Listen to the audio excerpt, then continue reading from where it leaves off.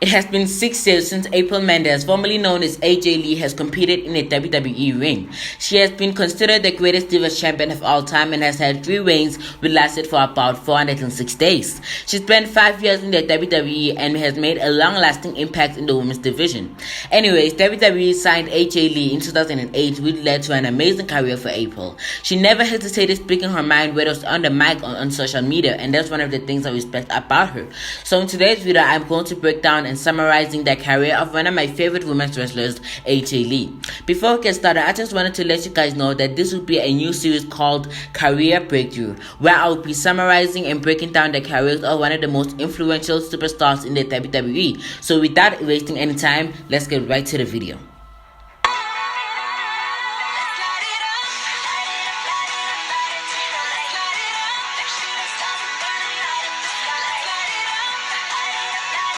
AJ Lee participated in her first ever WWE match on NXT in 2010, which was a tag team match between her and Primo vs. Maxine and Goldust. As most debut matches, it wasn't that long. It lasted for about 3 to 7 minutes before AJ getting the win. This was when NXT was still a game show and not the developmental program for the future as it is right now. As time went on, AJ Lee continued her success on NXT before debuting on the main roster. She was in the top 3 on the NXT alongside Naomi and Caitlyn before she eventually got eliminated, with Caitlyn winning that season. After she lost that season of NXT, she debuted on the main roster in 2011. In 2012, she had a terrific year with her feud with her former best friend Caitlyn and the Bella Twins, and we obviously can't forget about that memorable love storyline she had with Dana Bryan. She and Dana had a love interest towards each other. They dated for a while, and at that time, Dana was AJ's mentor. And at that time, Dana Bryan was also Mr. Money in the Bank, and he cashed in at Big Show at TLC 2011 to win the World Heavyweight Championship.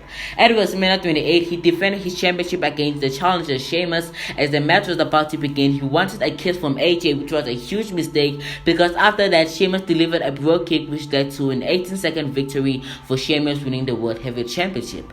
At the following SmackDown after WrestleMania, Dana Bryan was mad at AJ Lee because she cost him the World Heavyweight Championship and he broke up with her. This led to a change of attitude from AJ. Caitlyn warned AJ about Dana Bryan and she didn't want to listen. Anyway, she had her first feud with Caitlyn, which led to an amazing and terrific feud and rivalry. And at the draft, AJ and Dana Bryan were drafted to Monday Night Raw, where they would find their way back to each other. AJ got entangled in another relationship with CM Punk, and she had to choose who she wanted to be with more.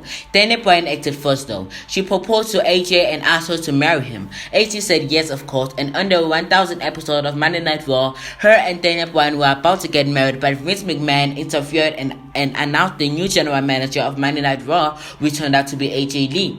AJ and Dana Bryan officially broke up, and she was in another televised relationship with John Cena.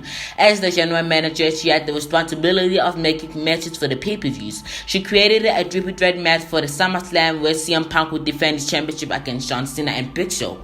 After that, she was in another storyline with Vicky Guerrero and John Cena, and Vicky Guerrero kept saying that John and AJ were in a relationship but didn't want to make it public. It eventually got out, and AJ Lee was forced to resign as general manager because it was inappropriate to date superstars while you're in management.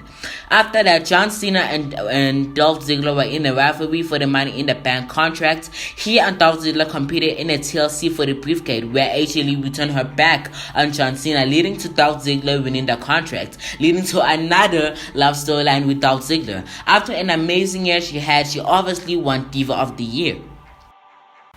As I've mentioned before, AJ got involved in another love storyline with Dolph Ziggler after she took Vicky Guerrero's so-called boyfriend. And during the Slam in 2012, Big E made his debut to the main roster. He aligned himself with AJ Lee and Dolph Ziggler to form some kind of faction. And in early 2013, Dolph Ziggler was determined to win the Royal Rumble but didn't succeed. After that, Big E and Dolph Ziggler chased after the tag team titles, which was at that time held by Dana Bryan and Kane. At WrestleMania 29, I was obviously rooting for Dolph Ziggler, but they unfortunately lost. But luckily, the Raw after WrestleMania 29, Dolph Ziggler cashed in his Money in the Bank contract to Alberto Del Rio and finally became World Heavyweight Champion. And the following week, AJ competed in an All Divas Battle Royale to determine the #1 contender for the Divas Championship. AJ Lee won that contest and got in an extreme rivalry with Caitlyn, the Divas Champion. They had an epic match at Payback, in which, in my opinion, was the best women's match of 2013.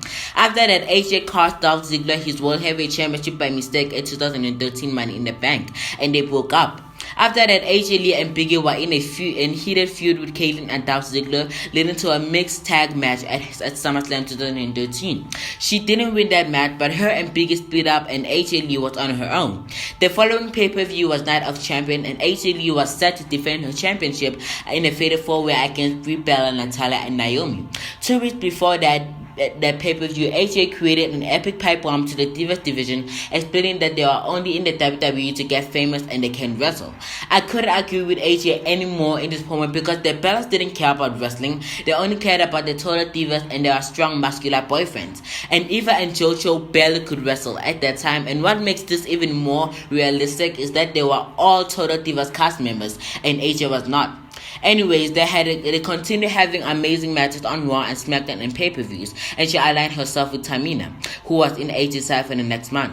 But what bothers me is that she didn't win Diva of the Year. The Bellas did. I did not agree with this because AJ was that, in my opinion, the only Diva that made the Diva division relevant, and nobody cared about the division until AJ Lee won the Divas Champions, and the Bellas did nothing memorable of the year. So I did not agree with the Bellas winning Divas of the Year.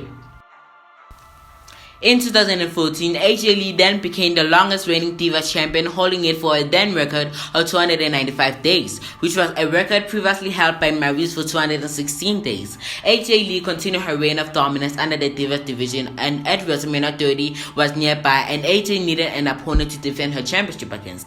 And Vicky Guerrero made a match where AJ would defend her championship against the entire Divas division, including her friend Tamina. At that WrestleMania, she defended her championship and surprisingly retained the Divas Championship. At the following Raw after WrestleMania, she did a promo saying that the entire Divas couldn't beat her and that she is the most relevant Diva in the entire WWE. Until Paige made her main roster debut and AJ Lee made a match for the Divas Championship against Paige to prove that not even the future of the Divas division could beat her. But Paige surprised everyone and won the Divas Championship. And AJ was so devastated that after 295 days, an NXT superstar beat her for the Divas Championship. She took a break and then returned on June after Money in the Bank to confront Paige about the situation after Raw after WrestleMania. Paige did the same thing AJ did to her. She wanted to prove that she is the greatest in the division and put her title against the line on AJ. That was also the huge mistake because AJ won the championship for the second time in her career. Over the next month, AJ and Paige switched championship and AJ won another Night of Champions and won her third Divas Championship, tying it with the most Divas Championship wins with Eve Torres. She lost her championship to Nikki Bella at Survivor Series, which was a match that really pissed me off. AJ won all of her championship on her own, and Nikki needed Brie to distract AJ so she could win the championship. I did not like that match at all. Over the next month, AJ would take a break and return to help Paige because she saw that the Bellas were bullying the Divas locker room and she wanted to teach them a lesson. After she returned, she and Paige teamed up to face the Bella Twins at WrestleMania 31. We have seen this match before so many times, so I would have personally booked AJ Lee vs Paige vs Nikki Bella vs Brie for the Divas Championship at WrestleMania 31. Don't get me wrong, I love the match, but I think WWE could have gone with something else. Anyways, the Raw after WrestleMania 31, AJ Lee competed in her final match in a tag team match with Paige and Naomi against the Bella Twins and Natalya. This match didn't exactly highlight the Hall of Fame worthy career of April Mendes, but it is what it is. Anyways, as you can see, AJ Lee had an extraordinary career and I would love to see her in a Hall of Fame one day. Hopefully this year. Anyways, thank you guys so much for watching my video. I really appreciate it. Don't forget to like, comment, and subscribe, and follow me on Twitter. The link is in the description below, and I'll see you guys on my next video.